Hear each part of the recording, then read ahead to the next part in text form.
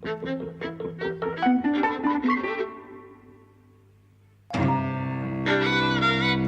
and welcome to Eavesdropping at the Movies. I'm Mike. And I'm José. And it's Valentine's weekend, so we saw It Happened One Night. 85th anniversary. 85th anniversary. 85. Can you imagine getting to 85? No, actually I can't. No. We saw it at the Electric, which is it's literally a Valentine's weekend thing. So everyone in the screen was a couple. Except us. Do you think they thought we were a couple? I don't think so. You never know. It might be like when I went to see Film Stars Don't Die in Liverpool, which is about a guy my age who falls in love with a woman the age of all the women who were there. Yes. And it must look like I was trying to pick someone up, which I was. Okay. Yeah, so It Happened One Night. Pre-code, 1934. Comedy, slightly screwball, romantic. Not slightly. A screwball comedy from Frank Capra, which is kind of seen as one of a series of films that originated the genre, really. So... Well, that's why I say slightly. Like, I don't think you start off as full screwball. Screwball really developed. But this has got elements, I think. Well, she jumps off a ship. Yeah, that's what I mean. It's got elements, but I don't think it's... Yeah, it's not the same as, like... Catherine Hepburn and Bring Up Baby. Yeah, exactly, yeah. Well, she's still a Harris, she's still very rich. She's a screwy dame, to use the parlance of the 1930s. He's a man of the people, and she's one of the very rich, and he's behaving, the way that, again, by 1930s conventions, a normal person would. After all, it's Clark Gable being Clark Gable, being fantastic being Clark Gable. She is the rich daddy's girl who has always been used to getting what she wants. I mean, she's a screwball dame. So, but anyway, let's not pick on this because, the film is so interesting and I think so great, because it brings so many elements together. So I think it is a screwball comedy. It's a romantic comedy. It's a very romantic comedy. It's also a road movie. Right, so it's a film in which kind of two people for different reasons go on the road and they get transformed by it, right? And in this case, they get transformed into a couple, amongst other things. And I also think it's one of the great democratic films of American cinema. It's kind of, there are moments that I just find like extraordinarily touching moments of community. The film is set at almost the worst moment of the Depression. So if the worst moment was 1933, the film is 1934, right? And it's kind of showing images of, hobos on trains and, people fainting from hunger and, all of those elements, really. And yet kind of, everyone's on the make, so, people aren't above stealing, right? But on the other hand, everyone is also helpful. The scene on the bus, I think, is a scene that really evokes that sense of we the people, kind of as one, The scene you're thinking of is where he takes the piss out of the conductor, right? And he makes everyone laugh. No, the scene I'm thinking of is the daring young man in the flying trapeze. Oh, right, yeah. With the song, right? And everybody takes turns singing and, everyone is so transported by that moment that the conductor ends up driving everyone into a ditch. Yeah. Really. And, and the mother faints from hunger because, her husband is out trying to get a job in New York and they can't let that possibility go, but they have no money to eat.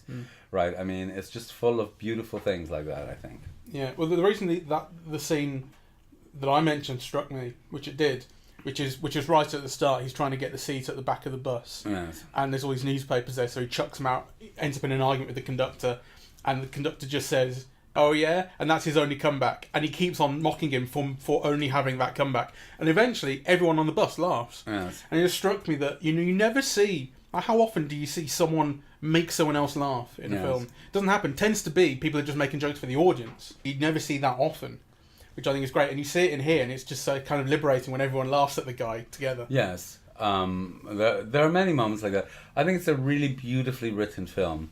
So the script is by Robert Riskin, who's a long-time collaborator of Frank Capra's and really one of the great screenwriters. And from the very beginning, kind of, you have this marvelous setup, right? Like, Ellie, played by Claudette Colbert, is being imprisoned in a yacht. Her father doesn't want her to, or her father's trying to annul the marriage that she's already made. And, so she runs off, she swims off the yacht and, to kind of reach her lover. And that's the whole thing. So that's the premise of the film, that she's going out to reach the man she's married and wants to stay married too in spite of the father's protestations. And in fact, during the course of the trip, she ends up falling for someone else. Yeah. And there's a real kind of... so if the film is a romantic comedy and it's a screwball and it's also a road movie, it is also, I think, a film about class reconciliation. So at the very end, like a working man and a rich millionaires end up kind of, forming the couple, and thus kind of dissolving all of those, great barriers. Breaking down the walls of Jericho. Yeah, kind of, cinematically. It's a beautifully written film. The whole Walls of Jericho thing is just fantastic. It's a nice touch. It's a nice sort of touch. It's a nice running sort of... It's a structuring thing in the film. And it also kind of speaks of both a desire and a kind of a respect. So one of the things that is very difficult now in terms of watching the film are, the gender aspects, right? I'm going to sock you. He pats her in the ass, right? Kind of, so there is a kind of a threat of violence, and that, women are used to violence, and that violence is a part of every marriage. There's a kind of a set of assumptions there. But on the other hand, the thing about the Walls of Jericho speak a difference, right? He respects those boundaries. He won't compromise her, right? Kind of, he waits until, kind of the marriage. Mind you, I mean, if I was thinking the first scene that they share a room in, so the title makes no sense. It says it happened one night, and actually it happens over about a week. Yes. Which is quite annoying. But it's the second night they spend together, because the first is on the bus. And then when they get that place, they get this sort of little motel, that's it. And they put up the blanket between them. Even though he is, kind of being respectful and whatever, and he hasn't really tried anything on with her.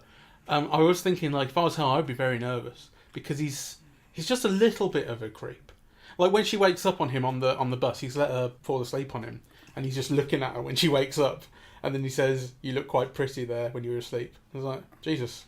Well, I know times are different, but that's still creepy. I don't know. It's not as creepy as the other guy, who they make a point of him, the guy on the bus really trying to pick her up. Yeah, he's a lech. Exactly. And he's a liar, and he's married. I think kind of you're meant to read Clark Gable as just a man, like a hot-blooded heterosexual man, right? But he's respectful.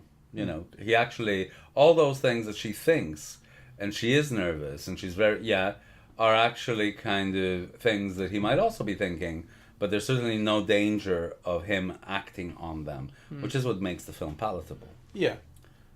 But it still struck me. I mean, she says, "This is the first time I've been alone with a man in a room. Do you know this is the first time I've been alone with a man in a room?" You go, you should be more nervous, I think. Is that what he said? Yeah, she says that. She says the first time that first night in the hotel. But is that his response? Oh, no, that's what I was thinking. She should be more nervous. Oh. But why should she be nervous? I mean, my God. Because she doesn't know him. She doesn't know his name until they turn the lights out. I'm just saying. I mean, there goes every convention of romantic comedy. In fact, cinema. Maybe.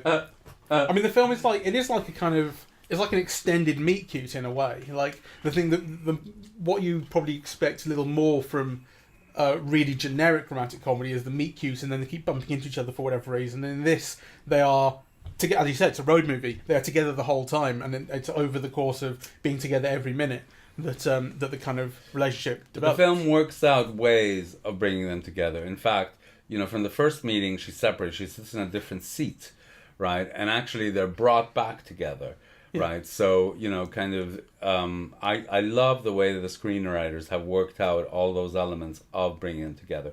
So in order for them, to be together in the same hotel, someone's got to have stolen her bag, right? And they make it funny because she's very uppity about it. She doesn't kind of recognize the effort that Clark Gable has expanded on trying to rescue her, right? So kind of when she does end up having to share the room with him because they have no money, you also are on his side, I think. It's her comeuppance for being so snooty, and for feeling that she's got all this privilege and acting as if she's got all this privilege. This is your first time watching it? Yeah, I've never seen it. I remember watching it on television as a child, and it's amazing that this film, which I've now seen so many times, it still works, and it still works on every level, and it's got so many scenes that are real, like, treasures, really, so I think, for example, the hitchhiking scene is fantastic, right? The first night in the motel is fantastic. The scene with his editor is fantastic. The way that the film organizes so that each of the stars gets a star entrance, I've never really noticed it before, but of course, she jumps off the yacht, right? But the way that you're introduced to him is, there's someone in a phone booth that's drawing all this attention. There's 8 people or a dozen, or there's a lot of people around this booth listening in on the conversation. And then, of course, the camera cuts and it's Clark Gable, right? Yeah. It's a fantastic kind of presentation of a star. So I think the film is almost perfect, really. That hitchhiking scene is great, and it reminds me. I like the twist. I mean, I guess it's a little bit predictable. That he's very confident about hitchhiking. Completely fails to pick a car up, and the first time she goes out, she shows a bit of leg, and she gets a car. And it reminded me of the similar scene in Rush, where they're hitchhiking on the side of the road in Italy. He tries hitchhiking and gets nowhere. She says, "I know what I'm doing," and she sort of stands quite coquettishly and sticks her thumb out, and the car stops. She's, "Look how great I am." No. And then the guys in the car go straight past her and go to him because he's just started driving for Ferrari and he's a huge star to them. And so I like that. I like the twist in them, the joke in them, which is what this scene gives you. And then what it follows it up with is the guys picking them up won't stop singing, and he really belts and he gives it some, and it's hilarious because it's. Did you recognise who that was? No, I don't know who it is. Alan Hale. You remember, when we saw Robin Hood, that was Little John. Yeah. And actually, he features in a whole bunch of films with Errol Flynn, and he's fantastic with his singing in this. He's great. Well, I love it. He goes so much further than you kind of think he will, and that's what makes it so funny. He keeps on going, and he sings quite nicely as well. Yes. But he's so loud. Yes. And he's so he's not tuneless, but he doesn't really have a melody. He's just making it up as he goes along and enjoying himself.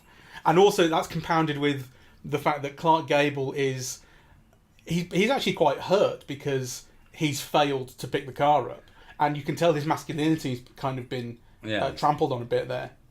And then you've got Claudette Colbert sitting next to him smiling, like she couldn't be happier with the way things have turned out. I know, but actually I think his dialogue after that is also kind of very interesting, and I think might have spoken the audience's mind because, he tells her, "Oh, why not take all your clothes off and then you can have 40 cars stop for you," right? That there's something kind of indecent to sell yourself in that way. Yeah. Yeah. And actually, the film is kind of full of hints of morality. Yeah, it goes out of its way to make these two very decent people, So, for example, there's all the conversation about hotels. Oh, I don't want people like you here. I run a decent place, not aware that actually nothing has happened, right? There's all these little intimations of, what is proper behavior of a man and a woman. What is decency? What is morality? Morality is not to take a $10,000 reward. It's to just get you $38.60. Yeah, but it's a point of principle to get your expenses right. Kind of a whole bunch of things like that. I thought, and also I guess that kind of speaks to some degree what you're saying about the democracy of showing. It's a road trip through the kind of South and through a lot of poor areas. And at the time during the Depression, we're going through real hardship, and you do the whole thing of the proprietors of the hotel saying we're not happy with this, whatever's been going on there. You got the thing about queuing up for the shower. Yes. You got little things like that. That's just like no matter what, everyone still has their manners about them. Yes. Actually, she doesn't. I mean, that's the whole joke of the sort of or the point of the shower scene, is that she doesn't know that you're supposed to queue up. Yeah. Everyone else does. That's right. And she doesn't understand that not every bus will wait for her. Yes. Right. And actually it's a very interesting film because it is the height of the Depression. So, you could have been very nasty about these rich people, but actually the film is not, right? Whilst really putting its lot in with the poor people, Yeah. Which I think, so it's a very conciliatory film, whilst being very democratic. It's the Green Book of its day. Oh, please. Actually... It's a road movie, and it turns out rich people and poor people can learn to get along. Well, that's true. But on the other hand, there's just one black person in the film. Yeah. And it's a very stereotypical kind of black person. So actually, but I almost don't... Of course, lucky me not to have to make too much of it. But I almost don't want to make too much of it because, all the other elements of the film kind of work so well. So the two things that really kind of made me a bit uneasy, was, the role... Well, but it is role-playing as well. Yeah, the role-playing, I'm going to sock you, right, that kind of thing. But which kind of indicates how common that was, right? Like, and certainly the other people's reaction, oh, just another married couple, right? Yeah. Or a newly married couple. Yeah, but, that kind of violence was just taken for granted. And also, there is a complete absence of black people until one moment in the film where this very jolly, black man says, coffee, boiling hot, blah, blah, yeah. But that's so in that kind of slightly minstrelry manner, yeah. Yeah, and he's got a shot. It's about a 3-second shot, and he's gone. But then that's the only black person. That is it. Yeah. So, but I like the what we now call the 30s aspect of it, right? The hard-boiled talk, the lack of sentimentality, the newspaper milieu, and the way that the story that debunks the rich and so on is considered to be important, right? That, kind of, I mean, there's always something very romantic about, that kind of depiction of the press, right? Kind of, you're out for the story will make, will sell papers, but you're also kind of trying to uncover, it'll sell papers because you're trying to uncover muck, kind of, I loved it. And there are a few little touches, like the gathering of the carrots at night, the making of a bed from the haystacks, the way that Claudette Colbert's eyes, light up in the dark, right? When they're in the room. I think, those are all lovely things. Yeah, it kind of, it's deservedly a classic. It won all the Oscars. It was the first to get all 5 big ones, right? Until One Flew Over the Cuckoo's Nest. Yeah. Was the one that won all major awards thereafter. Yeah, so Best Picture, Best Director, Best Actor, Best Actress. And Best Adapted Screenplay. Yeah, Silence of the Lambs is the other one, that's right. Yeah, so only 3. Yeah, so, and the film was a sleeper hit. And actually there's a very legendary story around it, really. So what happened was MGM wanted to punish Clark Gable. So, Capra had written this film, which was a bus picture, and there were ostensibly many bus pictures at the moment, and, they weren't making any money, but kind of, Frank Capra had written it, they liked it, and then they couldn't get any leads. So the only reason why they got Clark Gable was because MGM wanted to punish Clark Gable, and basically they got Claudette Colbert because everybody else had turned them down, and she had a window of 4 weeks in which she could make a movie outside of her Paramount contract, and she charged what was then a fortune to be in it, I think $50,000. And then what happened with the film is that it was released, and then it wasn't really a success. It was a mild, it played for a week. And then it's one of those films that the audience made it a success.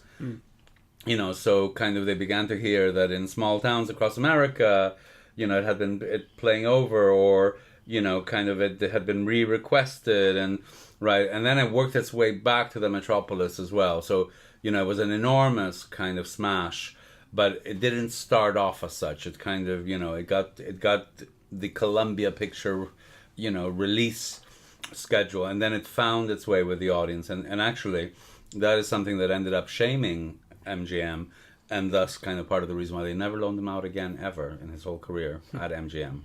What else was it up against, I wonder, in the Oscars that year? Outstanding production. So it won. It was up against The Barretts of Wimpole Street, Cleopatra, Flirtation Walk, The Gay Divorcee, Here Comes the Navy, The House of Rothschild, Imitation of Life, One Night of Love, The Thin Man, Viva Via, and The White Parade. Deserving winner? For sure, but also it's interesting that there are it was up against 3 other Claudette Colbert films. So Cleopatra, Imitation of Life was another one. Actually, I'm not sure so it might just be those 3. Anyway, interesting that 3 Claudette Colbert films are up for the Oscar in the same year. So that kind of indicates, how big she was at that moment, really. There were only 3 nominees for director. Capra, Victor Scherzinger, and W.S. Van Dyke. Right. And only 3 nominees for Best Actor. What were they doing back then that they could only have 3? That surprises me. Clark Gable, Frank Morgan for The Affairs of Cellini, and William Powell for The Thin Man. Huh. Yeah, so there you go. Anyway, it's lovely, and it's lovely. I enjoyed it very much. I suppose I also liked how much it kind of. I like how you saw once they got back to New York, and she thinks he's absconded to get the reward. That's right. Whereas actually he's gone to try and get money to marry her. That's right. So she goes and then goes off to reconcile and remarry the Aerogyro bloke. But she's unhappy about it, and obviously he's very unhappy because then he's sort of lost her. And when they sort of split, you actually get quite a little bit of time to sort of live with their unhappiness. Yes. Which I really like. And it kind of, I suppose, it then helps to build towards the more romantic reconciliation right at the end. And what I liked about the reconciliation at the end is that I was expecting a close-up of the newly married couple, right? So you have the scene with the father, you have the scene with the newspaper man, you have the scene with the motel owners, right? And so on. And actually, you hear the music, right? Yeah. But you see the light go off. Yeah, you see the blanket of the walls of Jericho go down, but you never get a close-up of. You never cut back to the protagonist. Do you actually see the blanket go down? I thought you stayed outside the house right at the end. I don't remember. No, well, I think. Do you see it hit the floor? I think you do. I thought you just saw it from the perspective of the motel owners right there, saying they wanted a rope and a blanket for some reason. Yeah. And a trumpet. I think you then do see a shot of the blanket on the floor. Yeah. Yeah, okay. And because the music, that's when you hear the music, ta-da-ta, yeah. But you never cut back to... Yeah, you never see them. Yeah, which I thought was actually kind of quite amazing, because the cliche, or the standard way of doing it, is you cut to their faces or something, or you cut to a 2-shot of them together or something. Yeah. But actually, it ends without a return to the couple. Well, it uses the running structure that it's had of them spending the night together Yes. to do that, and the light flicking off in the motel is really lovely. It's the template for a whole genre. So, for example, you can't think of Julia Roberts' Runaway Bride. I mean, the whole film is based on, kind of this a trope that was developed in this film. Yeah, Claudette Colbert is about to get married. She runs away, right? Kind of. The Runaway Bride 70 years later with Julia Roberts, right? Yeah. So it's kind of it's historically a very important film for many reasons, but actually what we just discovered is how enjoyable it is to watch now. The audience applauded at the end, really, and there was at the beginning there was just a little bit of applause, kind of, you got the feeling that people were thinking, oh, I want to applaud, but should I? And then actually, kind of when the lights came up, everybody applauded, and I thought, did they? Yeah, they did. I wasn't paying attention. So, and I think that's a testament to the film's enduring power. I'd say the one thing that I did hear was the people sitting next to us, and I agreed with them, when he's getting undressed the first time, and he's describing the way a man takes off his clothes, everyone does it differently, and then he says, according to Hoyle, the trousers should come off next. But he says, actually, what I'm going to do is take off my shoes. And the people sitting next to you, and I agree with them, were going, why isn't he already taking off his shoes? Did people take off their shoes after their trousers in those days? I think that's a flaw with the film. You take off your shoes first. You should have taken off before his shirt. Who takes off their shoes last? Who cares? I'm just saying. The film's trying to make a joke out of it, and it's logically implausible. So there you go. The historically significant thing about that scene is that Clark Gable taking a shirt off made the undershirt industry collapse. Did it? Yes. Really? Yes. No, well, kind of. I mean, people say it's a myth or whatever, but actually there's been stuff writing about, how it did affect that industry because, Clark Gable took his shirt off and there was no undershirt. And everyone said, I look just like that fat slob. I can do the same. If Clark Gable doesn't wear one, why do I need to? Yeah. Yeah, exactly. Because he's a fat slob with no regard for his own... Look at him, chubby bastard. You wouldn't get away with that these days. You'd have to look like Zac Efron now. I thought he looked terrific. So anyway, there you go. Well, frankly, my dear, I couldn't give a fuck. That's his line. All right, we better wrap up. Yeah, kind of. It's a wonderful film. It's a classic. It really holds up. And, it's very funny. And the audience laughed in all the right places. It does hold up, doesn't it? And actually, it made me think right at the start, because really, they were just showing a Blu-ray, right? Or that's what it appeared to be. This wasn't anything special. They didn't get a printing or anything. No. They were just showing a Blu-ray. And so I kind of thought, like, what? God, we're paying £12 for this because we're sitting in the front row, which is where I intend to sit from now on at the Electric because it's just better there. The seats are nicer. But I kind of thinking, like, we could have just watched it here. Why? But actually... kind of the lights go down, the film comes up, and you go, what I'm paying for really is to be in a room with other people and to not be let out. It is, as we've said before, it's always a different experience. And even though they were just showing a Blu-ray, it was worth £12 to see it in the cinema, I think. Yeah, I did wonder if it was a Blu-ray or if it was a DCP, but it actually... I don't know. I assumed it was a Blu-ray. Yeah. It didn't look great quality, let's put it that way. No, it didn't. So, and it has undergone restoration. I mean, it's not, they paid attention to it, so I don't know how good it has looked in any of its restorations. I don't know which one this one would have been. But anyway. It didn't look restored. Just to quibble, there were, so even the greatest films are not perfect. And I think there were two moments here where I thought, that's a really bad cut. Okay. There's a moment where she's just about to jump off the ship, really, which is like a really brutal cut. Like, I think I know the one you mean. And then there was the moment where he's about to unzip his pants. Yeah, and you go from him beginning the action to like this really brutal cut where, he's back with his hand on the zip, but now it's in a medium long shot. Right, and kind of the cuts. You've never quibbled out continuity before.